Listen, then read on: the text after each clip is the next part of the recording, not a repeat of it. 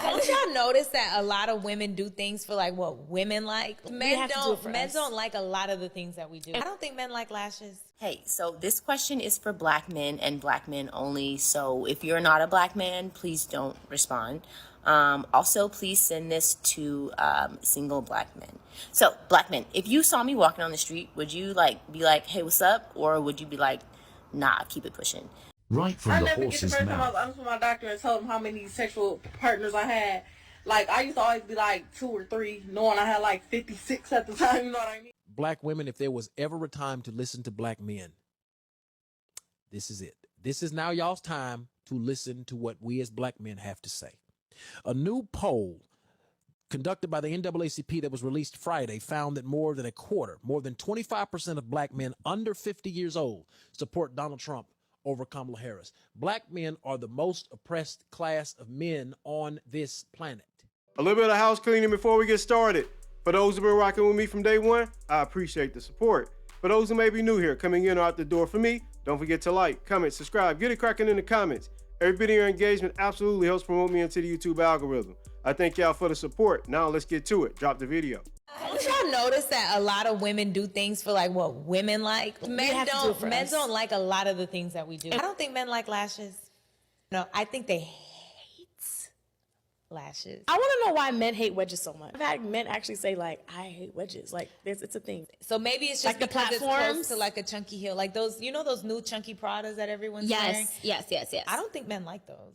At the end of the day, men have said this numerous times. We don't like all the superficial aesthetics. We don't like the costumes, the hair costumes, the face costumes, the magic that y'all put on y'all face, the scantily clad, revealing clothing that isn't sexy. It's more trashy, but yet women continue to do it.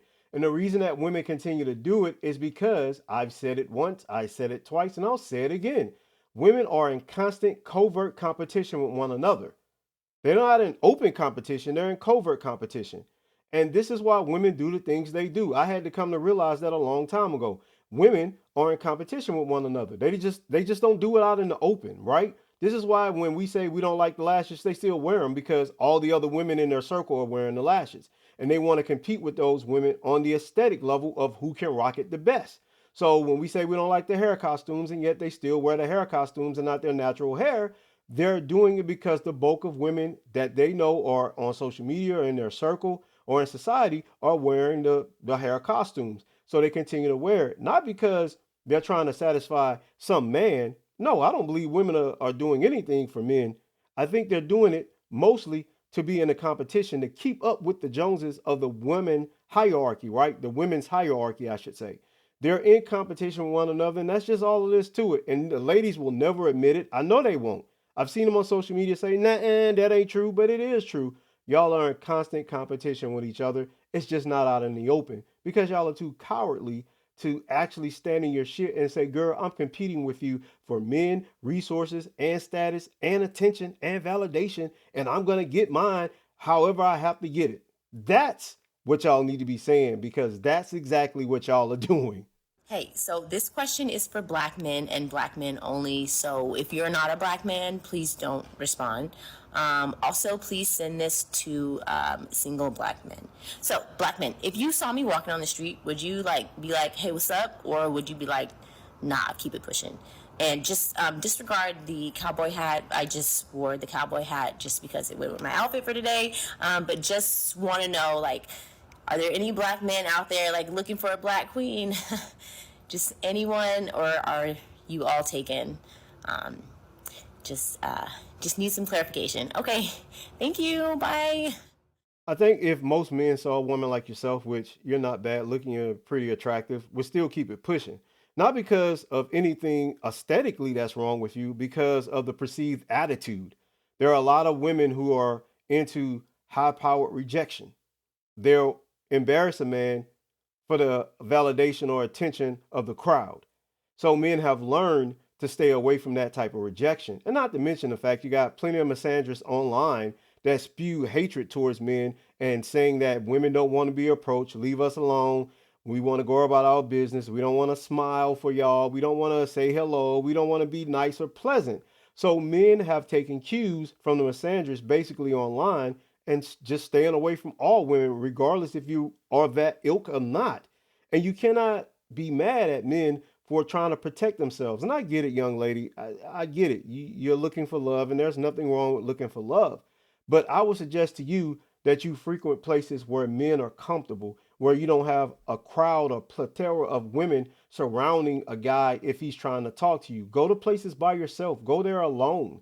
Don't go with a crowd of females. You know, if you're actually dating with intent or looking for a man with intent, be alone because you're more easily approachable that way. If a man sees you by yourself, he's more inclined to approach than when you're out with your girls, who now he has to be, under scrutiny from them as well as yourself.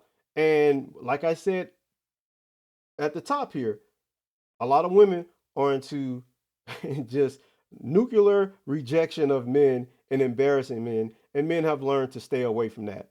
But if you're truly looking for men with intent, my advice would be go out by yourself. Go out by yourself and see how that works for you.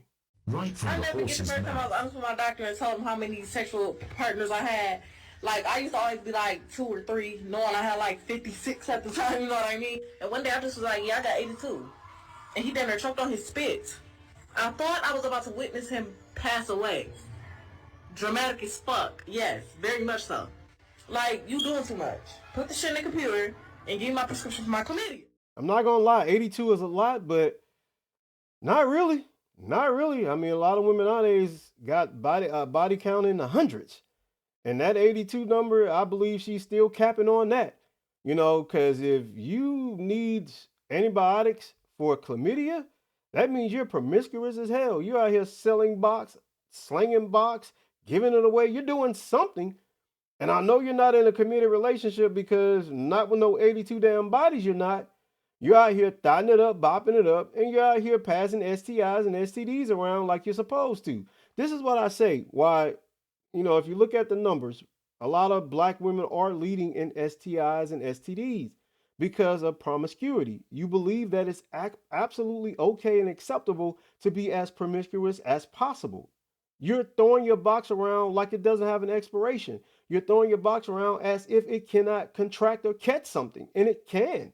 And when you get these things and you have to go do this walk of shame into your doctor's office and admit that, yeah, I think I have a STI or STD, then you're going to lie and try to, scave off some of that embarrassment. But that's not the time to lie. You got to be forthcoming and just tell the truth.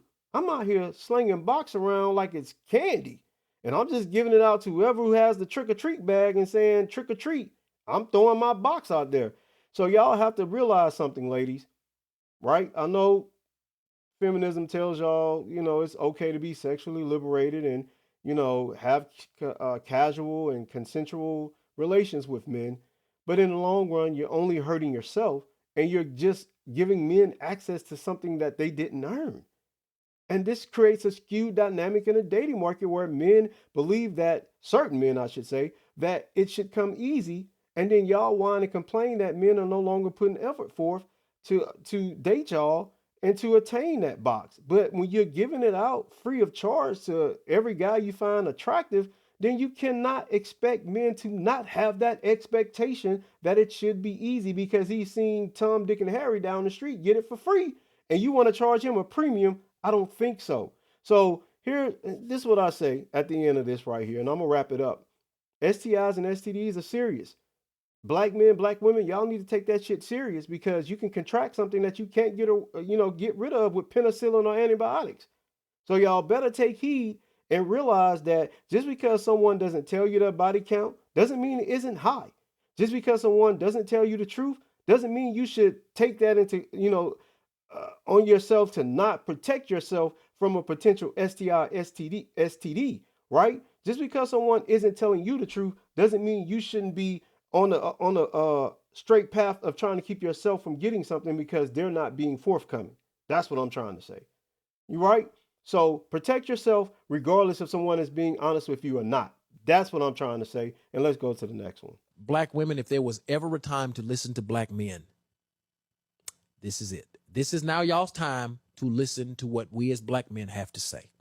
A new poll conducted by the NAACP that was released Friday found that more than 25% of black men under 50 years old support Donald Trump over Kamala Harris. Black men are the most oppressed class of men on this planet. Period, point blank, end of story. I don't care how you slice it or dice it. That's what the facts of the case are. Black women, you are the least protected class because black men are the most targeted class. If black men are telling you that they would rather support Donald Trump over Kamala Harris, they're telling you that for a reason. And it is literally time for us to understand why. Kamala Harris fought repeatedly to keep nonviolent black male offenders behind bars. She is the same woman that says she will not do anything specifically for black people in one interview, but then says, well, we have to create economic opportunities for black men. And when asked how she's going to do that, she gives no real legitimate answer. She gives no real legitimate answer because she doesn't have a real legitimate answer. She is not going to do anything for you, black women. She's not going to do anything for black men. At least under Donald Trump, more black businesses were started. More PPP loans were given out. More black people had more jobs and had more money coming into their house under Donald Trump than under Kamala Harris. So I got one question for you. God forbid I start talking about how inflation was still lower at 1.9% under Donald Trump than it is at 5.4% under Kamala Harris's current partner. So the only question I have for y'all is this. What will you choose?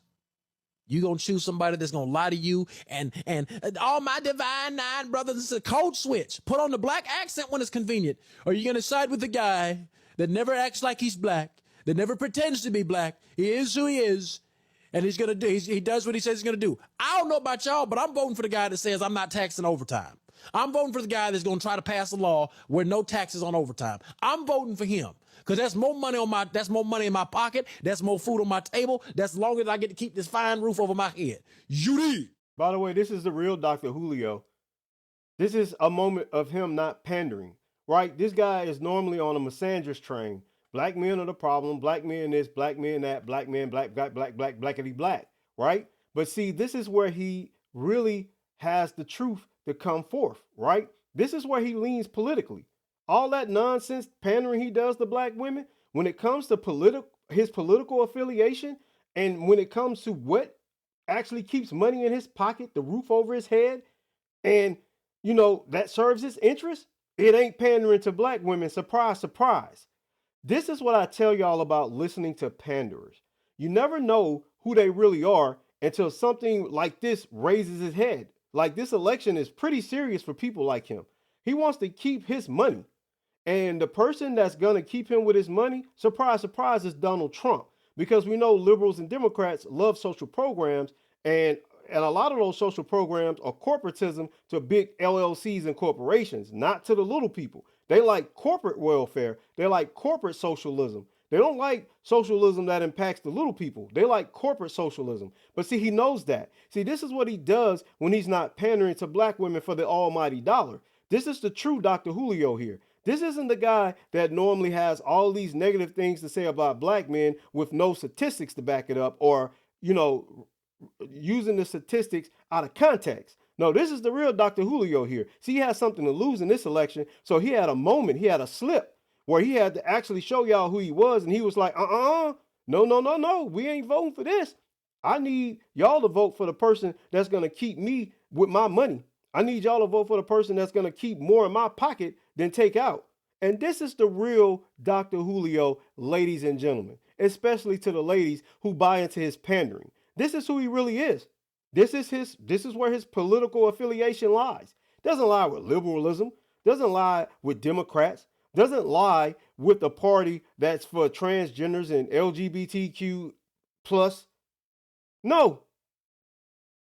His political affiliations lie with the party that's going to keep money in his pocket. I am so shocked and surprised. Not really. This is what I say about black women, especially those who gravitate to social media. Y'all are so gullible. Y'all fall for anything that soothes your ears, that makes you feel good, but it's not actually anything that's tangible to make your life better. It's just people placating your emotions. It's just people playing to your emotions for you to cash them out. That's all this ever is. It's the ultimate money glitch. Shout out to Benny. Pandering to black women. Pandering to black women is the ultimate money glitch. And people like him use it constantly. Y'all better stop listening to these panda bears deceive and lie to you, because when we really want to see who they are, follow the money. Follow his money for real, and you'll see where his allegiance lie. And it ain't with black women. That's all I got, man. Don't forget to like, comment, subscribe. Get it cracking in the comments. I'll see y'all in the credits. 2 fingers. Peace. I'm out of here. Catch y'all in the next one. Like Jesus.